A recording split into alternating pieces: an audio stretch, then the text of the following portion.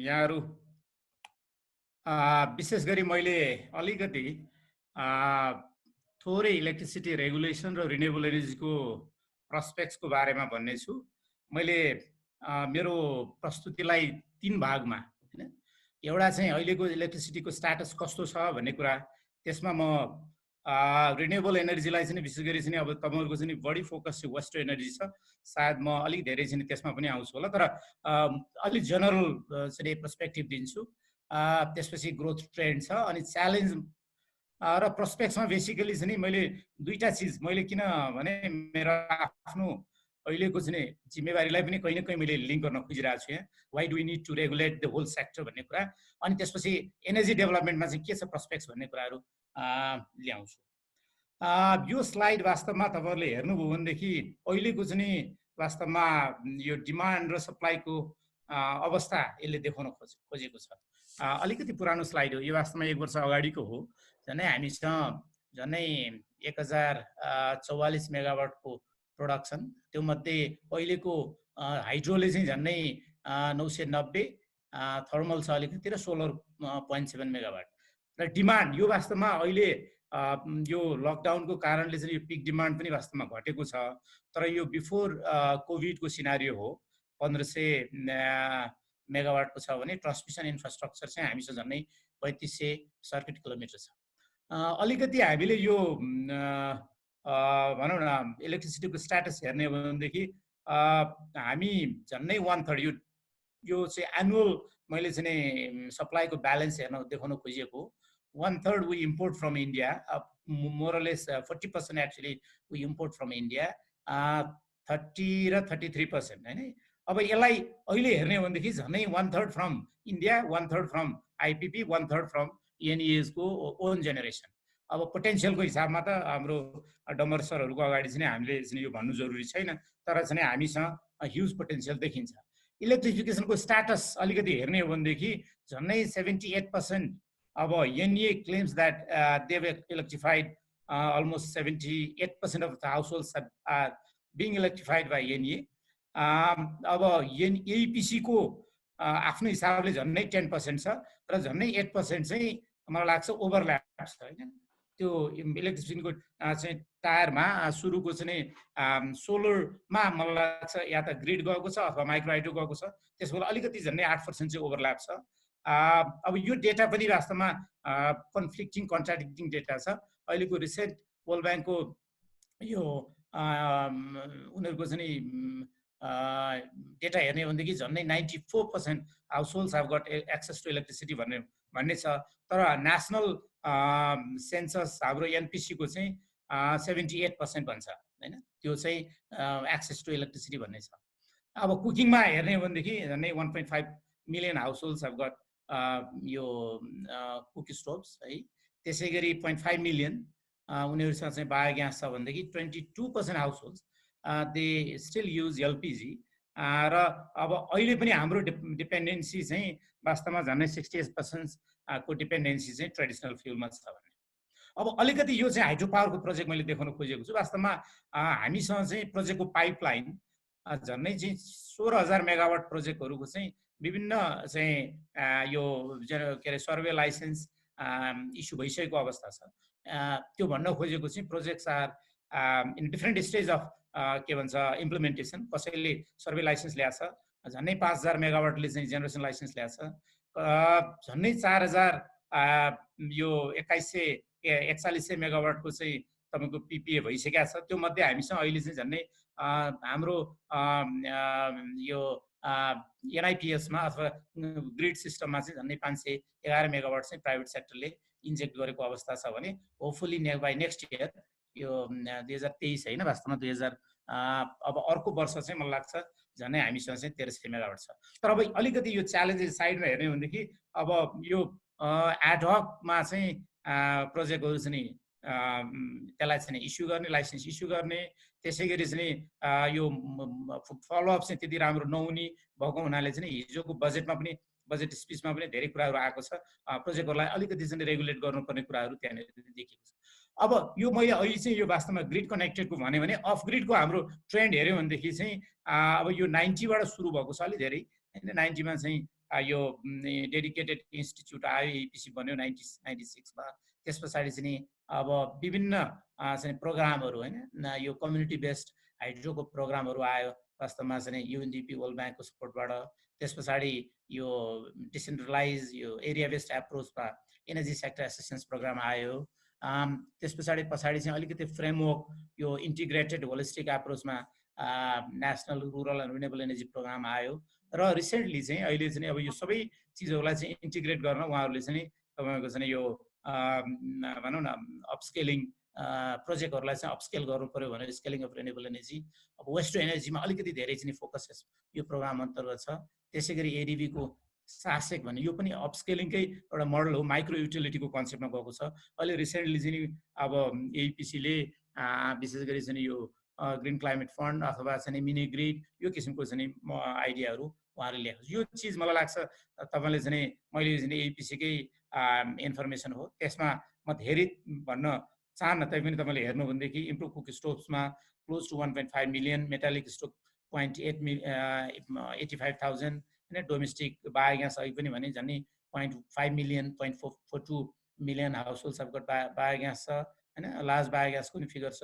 अब यो सबै तपाईँहरूले हेर्नु भनेदेखि, तर एउटा चाहिँ महत्त्वपूर्ण कुरो चाहिँ यहाँ यो अपस्केलिङको ट्रेन्ड चाहिँ अलि धेरै देखिन्छ। Upscaling in terms of size, upscaling in terms of तपाईँको इम्प्लिमेन्टेसन मोडल भनेको चाहिँ पहिला यो चाहिँ हाम्रो whole renewable energy used to be heavily subsidize, अब अहिले आएर चाहिँ तपाईँको सब्सिडीको कम्पोनेन्ट अलिकति घट्ने, त्यसमा चाहिँ इक्विटी लोनको कम्पोनेन्टहरू बढ्ने। In terms of coverage also, geographical coverage हेर्नु भनेदेखि पहिला चाहिँ यो अफ ग्रिड भन्नासाथ एकदमै रिमोट र रुरल एरियामा जान्थ्यो, अब अहिले आएर चाहिँ तपाईँको चाहिँ अर्बन एरिया, सेमी अर्बन एरियामा केवल इलेक्ट्रिसिटीको रूपमा मात्रै नभएर चाहिँ एनर्जी वेस्टबाट पनि निक्लिन सक्ने अरू चाहिँ यसको चाहिँ स्ट्रिट लाइटको होइन, वाटर पम्पिङको यिनीहरू चिजहरू पनि धेरै आएको छ। कुनै at some point of time we also initiated program called urban solar, institutional solar पनि अर्बनमा पनि हामी अलिकति ठुलो स्केलको हामीले चाहिँ इम्प्लिमेन्ट गर्थ्यौँ। तर आजको तपाईँको फोकस अलि बढी चाहिँ बायो बेस्ड प्रोजेक्ट भएको हुनाले मैले 3-4वटा चिज मा मैले यहाँ भन्न खोजेँ। यसको चाहिँ वेस्ट टु एनर्जी प्रोजेक्टहरू चाहिँ काठमाडौँ भ्याली जस्ट अथवा अर्बन एरियामा पनि इम्प्लिमेन्ट गर्न सक्ने चाहिँ एउटा चाहिँ टेक्नोलोजी त मोरलेस प्रुभन छ एभ्रिवेयर, तर त्यसको इम्प्लिमेन्टेसन चाहिँ अलिकति समहाउ हामी कहाँ समस्या थियो। तर अहिले चाहिँ यो एपिसीले त्यो वेस्ट टु एनर्जीको प्रोजेक्ट एसरेप वर्ल्ड ब्याङ्कको सपोर्टमा आइसके पछाडि यद्यपि त्यहाँ पनि चाहिँ फेरि टेक्निकल डिफिकल्टिजहरू छ, तर हामीले मलाई लाग्छ मेरै टाइममा यो सुनवलमा एउटा चाहिँ त्यो बेलामा चाहिँ एउटा ठुलो प्रोजेक्ट यो वेस्ट टु एनर्जीको प्रोजेक्टहरू हामीले चाहिँ त्यहाँ इम्प्लिमेन्ट गऱ्यौँ। त्यो इम्प्लिमेन्ट गरिरहँदाखेरि यसको चाहिँ 3-4वटा एरिया भनौँ न, यसको चाहिँ benefit basically provides not only energy but also other यसको चाहिँ बेनिफिटहरू हेर्नुस् न। एउटा बेनिफिट चाहिँ तपाईँको चाहिँ एनर्जी त डेफिनेटली भइहाल्यो प्राइमरी बेनिफिट, तर त्यसको साथसाथै हामी चाहिँ we are agro based economy 1/3 of our GDP actually is based on agriculture, तर हामीले कन्ट्रिब्युट गर्ने चाहिँ के अरे एग्रिकल्चर के अरे हाम्रो चाहिँ एग्रिकल्चरको चाहिँ त्यत्रो हुँदा पनि तर होल इकोनोमीमा कन्ट्रिब्युसन चाहिँ एकदम कम छ, मेकानाइज सिस्टम छैन। हामी वी इम्पोर्ट तपाईँको चाहिँ केमिकल फर्टिलाइजर फ्रम आउटसाइड, त्यसो भएको हुनाले यसको चाहिँ वेस्ट टु एनर्जीको एउटा बाई प्रोडक्ट चाहिँ एकदमै अर्ग्यानिक फर्टिलाइजर हुनसक्छ, त्यो भइ पनि रहेको छ। पहिला तपाईँले चाहिँ के अरे यो स्याङ्जामा, त्यसै गरी चाहिँ नवलपरासीमा अहिले चाहिँ वेस्ट टु एनर्जीको प्रोजेक्ट गण्डकी ऊर्जाले पनि चाहिँ त्यहाँ गइरहेको अवस्था छ। यस्ता प्रोजेक्टहरू चाहिँ आएको छ। सबभन्दा ठुलो मैले अहिले रिसेन्ट मलाई चाहिँ एपिसीको साथीहरूले मलाई यो इन्फर्मेसन दिनुभएको थियो, 5वटा चाहिँ ठुला प्रोजेक्टहरू छन्, त्यो मध्ये यो 5500 को मलाई लाग्छ यो चाहिँ गण्डकी ऊर्जा नै हुनुपर्छ सबभन्दा ठुलो। त्यसको फेरि अलिकति टेक्निकल कम्प्लिकेसन पनि आयो भन्ने सुन्दैछु, तर पनि फेरि रिसर्चले त्यसलाई चाहिँ तपाईँको मोडिफाई पनि गर्न सक्ला। अरू 17-18वटा प्रोजेक्टहरू चाहिँ पाइपलाइनमा छ। अब यसले चाहिँ एउटा सम्भावना चाहिँ भनौँ न हामीलाई सबभन्दा अब काठमाडौँ भ्याली जस्तो अर्बन एरियामा चाहिँ वेस्ट म्यानेजमेन्टको एउटा ठुलो इस्यु छ।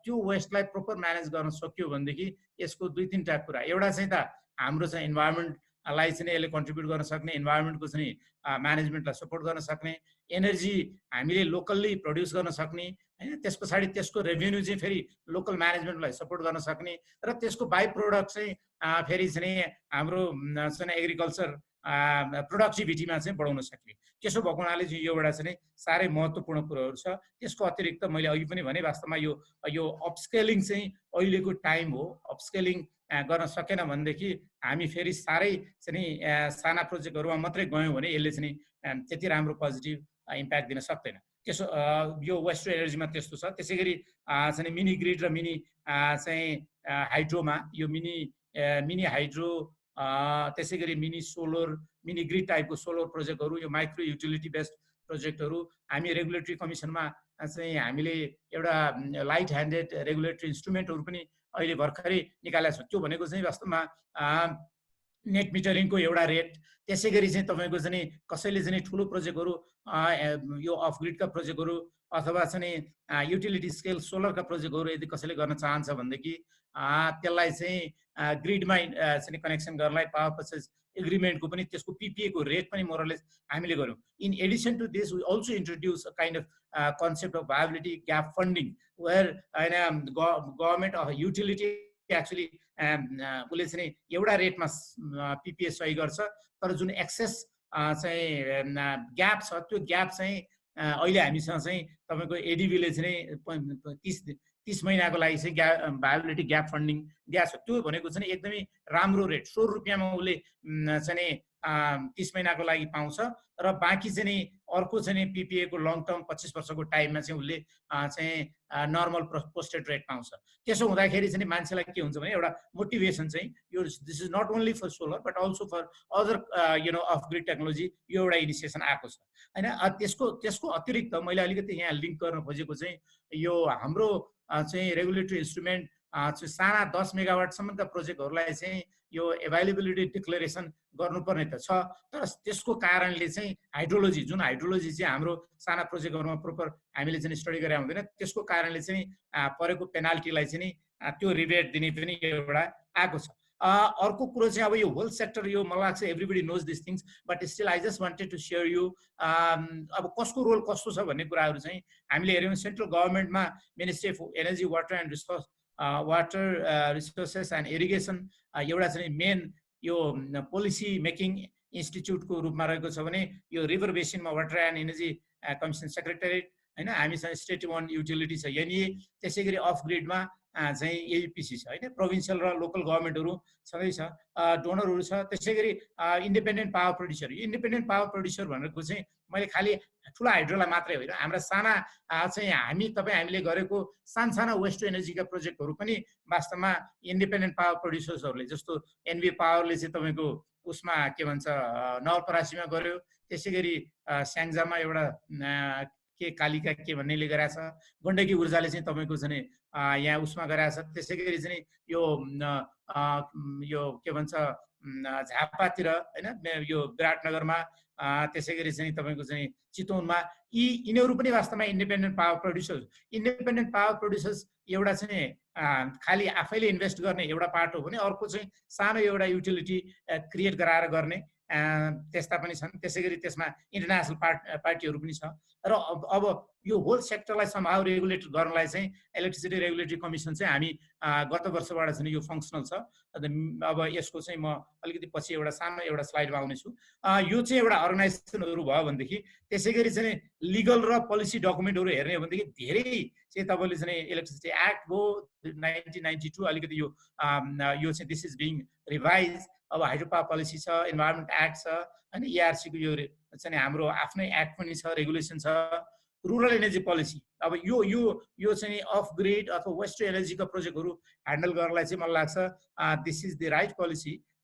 यसले चाहिँ विशेष गरी चाहिँ तीनवटा एरियामा यो मोडर्न एनर्जीको एक्सेस चाहिँ बढाउने, त्यसै गरी अर्को चाहिँ एउटा चाहिँ यो फाइनेन्सिङ चाहिँ सपोर्ट गर्ने र इन्स्टिट्युसनल मेकानिजम, तीनवटा एरियामा यसले हेर्छ। त्यसै गरी उहाँ अहिले चाहिँ रिन्युएबल एनर्जीको सब्सिडी पोलिसी र डेलिभरी मेकानिजम 2016मा यो आएको छ। यो पनि एउटा भेरी इन्ट्रेस्टिङ डकुमेन्ट। पहिला चाहिँ मैले अघि पनि भने we use to focus more on subsidy. तर यो 2016 को चाहिँ एनर्जी पोलिसीले चाहिँ के भन्छ भने this actually attracts, this motivates private sector to invest in off grid renewable energy project. अब यसले चाहिँ कसरी गर्छ भन्दाखेरि चाहिँ हामीसँग त्यहाँ 3-4वटा इन्स्ट्रुमेन्टहरू हामीले त्यहाँ डिभाइस गरेका थियौँ। एउटा रिभर्स अक्सनिङको एउटा इन्स्ट्रुमेन्ट थियो, अर्को चाहिँ तपाईँको चाहिँ यो इक्विटी फन्ड होइन जेनेरेट गरेर चाहिँ सपोर्ट गर्न सकिने, अनि कन्सेसन एरियाहरू आइडेन्टिफाई गरेर हामीले चाहिँ फोकस प्रोग्रामहरू, टार्गेटेड प्रोग्रामहरू इम्प्लिमेन्ट गर्ने, त्यस्तो किसिमको प्रोग्राम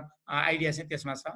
अब त्यो सबै चिजलाई गर्नलाई चाहिँ एडमिनिस्टर गर्नलाई चाहिँ एउटा टेक्निकल विङ एपिसी थियो भने अर्को चाहिँ फाइनेन्सियल विङ चाहिँ सेन्ट्रल रिन्युएबल एनर्जी फन्ड थियो। त्यसले चाहिँ not only subsidy, this fund actually provides subsidy as well as credit, होइन क्रेडिटको एउटा विन्डो पनि त्यहाँनिर छ।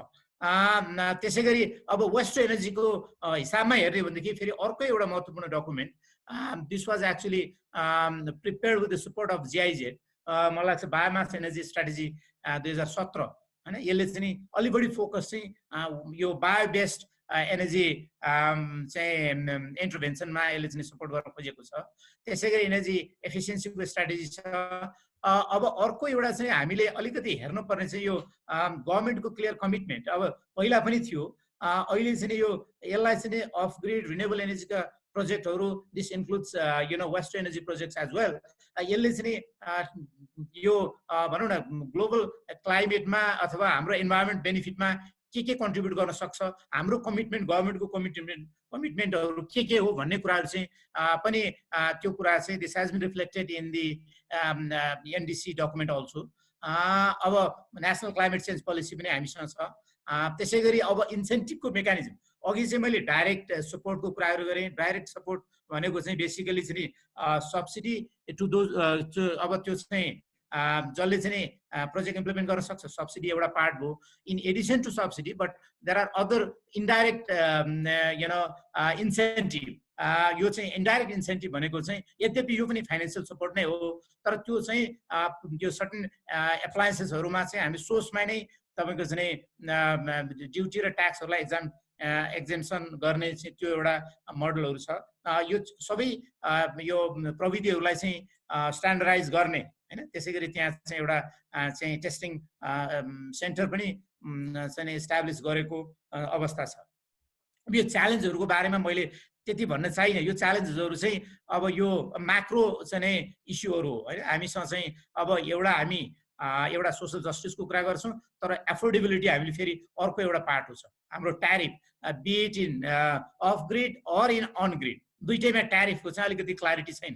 हिजो पनि चाहिँ तपाईँको चाहिँ ट्यारिफमा ह्युज के अरे चाहिँ रिबेट दिनुपर्छ भनेर अर्थमन्त्रीजीको चाहिँ स्पिचमा पनि आयो, तर how are we going to actually generate revenue, अनि यो कुरो अर्को एउटा इस्यु छ। इन्टिग्रेटेड प्लानिङ त अहिले चाहिँ तपाईँको अफ ग्रिड गइरहेछ। वेस्ट टु एनर्जीको प्रोजेक्टले चाहिँ मानव इलेक्ट्रिसिटी जेनेरेट गर्यो भनेदेखि त्यो प्रोजेक्टलाई चाहिँ even though there is a policy provision that we could synchronize into the grid, but still things have not happened हैन। यो एउटा चाहिँ अर्को छ।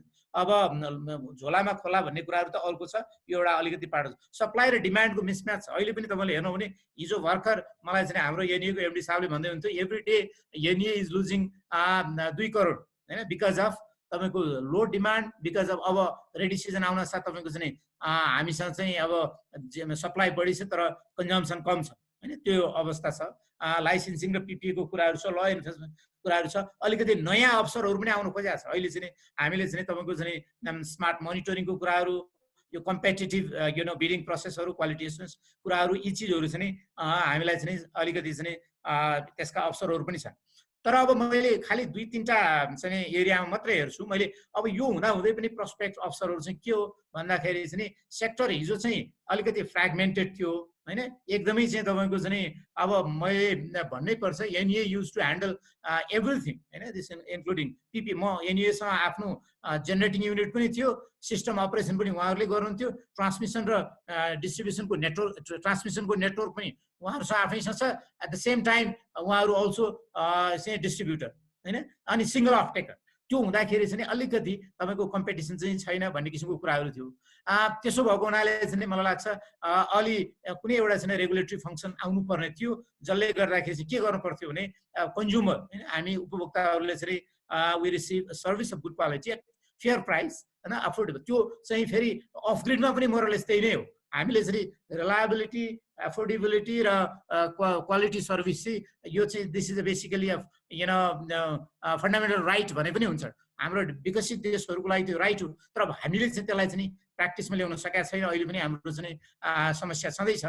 अब तर त्यो भनिरहँदाखेरि फेरि के भने service provider should be very strong and efficient होइन। अहिले बत्ती गइहाल्यो भनेदेखि यदि चाहिँ तपाईँको चाहिँ एनइएको नो लाइट सेक्सनले टाइमली उसले चाहिँ तपाईँको चाहिँ सर्भिस, यदि if they are not motivated, if they are not equipped, then हामीले फेरि सर्भिस पाउनु पऱ्यो। त्यो चाहिँ there is a trade off between यो चाहिँ सर्भिस प्रोभाइडरको सर्भिस र हामीले चाहिने क्वालिटी, यो दुइटाको चाहिँ अर्को एउटा छ। त्यसो भने उहाँहरू पनि स्ट्रङ हुनुपर्छ। At the same time consumers rights needs to be protected होइन। हामीले चाहिँ के हो त, हामीलाई चाहिँ मानव बत्ती आज मैले चाहिँ एप्लाई गरेँ भनेदेखि मैले कहिले चाहिँ कनेक्सन पाउने, अथवा बत्ती आज एकछिन गयो भनौँ न 5 मिनटभित्र बत्ती आएन भने त्यसको कन्सिक्वेन्स के हुने, अथवा मैले चाहिँ तिरेको बिजुलीको बिलको प्रोपर भ्यालु मैले पाएको छु कि छैन भन्ने कुराहरू। अनि हामीले बनाएका सिस्टमहरू यो चाहिँ फेरि मैले अपग्रेडलाई पनि जोड्न खोजेँ। यो वेस्ट टु एनर्जीको प्रोजेक्टहरूलाई पनि हेरेँ।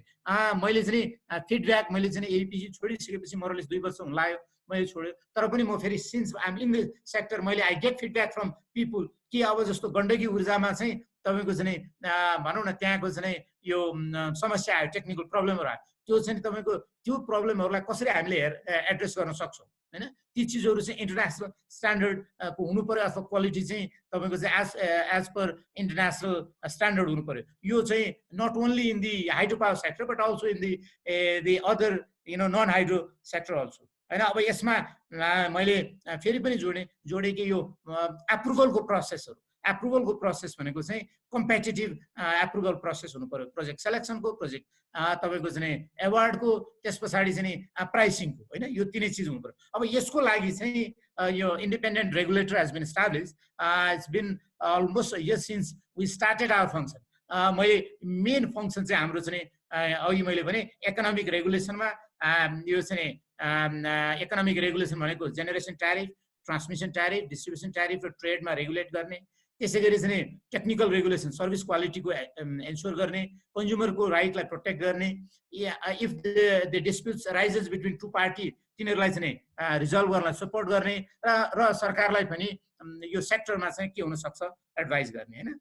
अब अर्को चाहिँ मैले अफ ग्रिडको अलिकति मैले चाहिँ के होला त फेरि प्रस्पेक्ट्स हेरिरहँदाखेरि हामीसँग धेरै इन्स्ट्रुमेन्टहरू छ। धेरै इन्स्ट्रुमेन्ट भनेको चाहिँ हुन त कोभिडको कारणले हामी धेरै चाहिँ क्राइसिसमा छौँ। हामी मात्रै होइन, संसारभरि नै तपाईँको चाहिँ समस्या छ, रिसेसनको ठुलो भनौँ न सम्भावना छ। तर पनि त्यहाँ यो भन्छ नि चाँदी एकदमै चाहिँ बादलभित्र पनि चाँदीको घेराहरू छ भन्ने कुराहरू चाहिँ अलिअलि हामीसँग देखिन्छ। ग्लोबल अपर्च्युनिटीहरू जस्तो ग्लोबल कमिटमेन्ट छ गभर्मेन्टको, त्यसै गरी चाहिँ हामीसँग विभिन्न इन्टरनेसनल फोरमहरूले चाहिँ इन्टरनेसनल चाहिँ तपाईँको चाहिँ भनौँ यो फन्डिङ एजेन्सीहरू पनि हामीसँग छ है। तपाईँले हेर्नु भनेदेखि यो अब टेक्निकल असिस्टेन्सको लागि चाहिँ आइरेना छ, त्यसरी ग्लोबल एलायन्स फर क्लिन कुकिङको पनि छ, सस्टेनेबल एनर्जी फर अल होइन। एसडिजी त तपाईँको युएनको एउटा चाहिँ मेजर एउटा उनी हो। By 2030 everybody should get affordable, reliable and quality energy भन्ने कुरा त एउटा चाहिँ मेजर छ। यो एउटा चाहिँ ग्लोबल कमिटमेन्ट पनि छ। अर्को एउटा चाहिँ मैले अघि सब्सिडीको कुरा गरेँ, तर अब सब्सिडी चाहिँ मलाई लाग्छ अब सब्सिडीको सम्भावना छैन। त्यसो भएको हुनाले अब सब्सिडीलाई चाहिँ इनोभेटिभ फाइनेन्सिङ मेकानिजमसँग लिङ्क गर्नुपर्ने हुनसक्छ, अथवा सब्सिडी नभइकन हामीसँग सफ्ट लोन अथवा चाहिँ अरू चाहिँ ब्लेन्डेड फाइनेन्सको, त्यसै गरी चाहिँ इक्विटी फाइनेन्सको होइन। अहिले चाहिँ नयाँ चाहिँ यो च्यालेन्ज फन्डको पनि कुराहरू आइरहेछ, partnership with local government, with private investors. अब यो गरेर एउटा एक किसिमको मोडल निकाल्न सक्यो भने अब ग्रिन क्लाइमेट फन्डको एउटा राम्रो अवसर छ। र यो एपिसी चाहिँ एक्रिडेट पनि भएको हुनाले सायद उहाँहरूले यो हिसाबमा जानु भनेदेखि they could actually mobilise resources in off grid अथवा चाहिँ यो रिन्युएबल एनर्जीमा। अब नेसनल गोलको मैले भने अब यो सरकारले बाई 2030 त हाम्रो ग्लोबल कमिटमेन्ट छ, तर ग्लोबल कमिटमेन्टको साथसाथै नेसनल कमिटमेन्ट अहिले त 2 वर्षभित्र हिजो चाहिँ अर्थमन्त्रीजीको भाषणमा पनि तपाईँहरूले सुन्नुभयो होला नि अबको 2 वर्षभित्र चाहिँ सबै क्षेत्रमा चाहिँ यो ग्रामीण विद्युतीकरणले चाहिँ सबैलाई चाहिँ 100% एक्सेस इलेक्ट्रिसिटीमा हुने तर साथसाथै फेरि आधुनिक ऊर्जाको प्रयोग चाहिँ एक हिसाबले चाहिँ बाई 2030 चाहिँ टियर 4 लेभलको चाहिँ एनर्जी सर्भिसेस दिने भन्ने त मलाई लाग्छ यो नेपाल सरकारको पनि गोल छ हैन यो चिजलाई चाहिँ व्हाइट पेपरमा एकदम राम्रोसँग चाहिँ कुन सोर्सबाट कसरी जाने 5 to 10% चाहिँ टोटल एनर्जीको पाइमा इलेक्ट्रिसिटीको पाइमा चाहिँ तपाईको चाहिँ 5 to 10% has to come from के रे नन हाइड्रो त्यो दिस इन्क्लुड्स वेस्ट एनर्जी पनि आउने भयो त्यसै गरी एनडीसी मैले अघि पनि भने हैन अब अर्को एउटा सम्भावना चाहिँ यस्तो किसिमको डिस्ट्रिब्युटेड जेनेरेसनहरू चाहिँ मलाई लाग्छ सेन्ट्रल लेभलमा ह्यान्डल गर्ने चाहिँ अब सायद त्यो चेन्ज हुनुपर्छ हैन त्यो चेन्ज हुनलाई चाहिँ हामीसँग अब प्रादेशिक सरकार छ लोकल गभर्नमेन्टहरू छ हैन प्राइभेट सेक्टरको चाहिँ यसको चाहिँ तपाईको चाहिँ एकदमै राम्रो स्ट्रङ प्रेजेन्स छ अब तर त्यसले चाहिँ खालि यो चाहिँ केवल फाइनेन्सिङको रूपमा मात्रै नभएर यसले चाहिँ ओभरअल सोसियो इकोनोमिक डेभलपमेन्टमा जान सक्छ र मोर ओभर अहिले चाहिँ हामीले हेऱ्यौँ भनेदेखि स्टेट वान युटिलिटी चाहिँ अन ग्रिडको लागि छ भने अफ ग्रिडको लागि even though they are not utility but still they act as a coordinating agency to bring investment अनि अब त्यस पछाडि to actually collaborate with local and provincial government अब यो साथमा मैले खालि एउटा लास्टमा चाहिँ तपाईँ हामी अहिले चाहिँ यो मिटिङ गर्दैछौँ यो पनि वास्तवमा एउटा चाहिँ अब हामीलाई चाहिँ यस्तो कोभिडको कारणले क्राइसिसले चाहिँ अलिकति सोचाइमा पनि अलिक परिवर्तन ल्याउनु पर्ने हो कि भनेर चाहिँ मलाई लाग्छ अब न्यू नर्मल चाहिँ हामीले एडाप्ट गर्नुपर्ने होइन त्यो न्यू नर्मल भनेको चाहिँ अब वर्क फ्रम होम होइन सोसल डिस्टेन्सिङ यो कुराहरू चाहिँ यो पोलिसी रिलेटेड एक्टिभिटीमा हामी यसरी जाने रिसर्च रिलेटेड एक्टिभिटीमा तर फिल्ड रिलेटेड एक्टिभिटीमा पनि हामीले चाहिँ अलिकति यो प्रिकसनहरू चाहिँ लिएर जान सक्यो भनेदेखि मलाई लाग्छ यो रिन्युएबल एनर्जीको फ्युचर एकदमै राम्रो छ र मेरो मलाई लाग्छ यति नै हो तपाईहरु सबैलाई धन्यवाद मैले अलिकति बढी समय लिएँ यसको लागि सेवा चाहन्छु र यो अवसर दिनुभएकोमा आशिषजी लगायत अनिशजी हैन अनिशजी विजय लगायत सबैलाई यहाँहरु सबैलाई धन्यवाद दिन चाहन्छु इफ यु हेभ एनी